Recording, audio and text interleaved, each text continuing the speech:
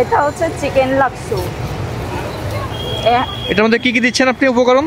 পেঁয়াজ কুচি, মরিচ, তারপরে আদা বাটা, তারপর লেবু যোগ হবে এটুকু, আর স্বাদ মতো লবণ।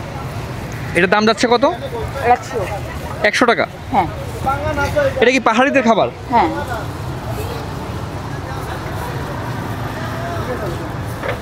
আপনার এই শপের লোকেশন কোথায়?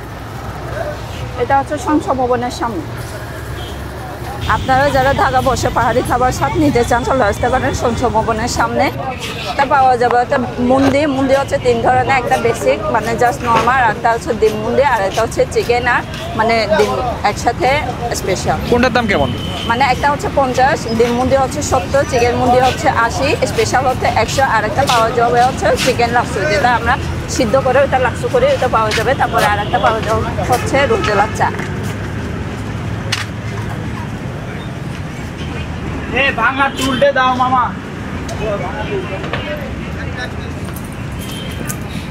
এটা আপনি এটা ক্লিক করে দেবেন। আমি বলবো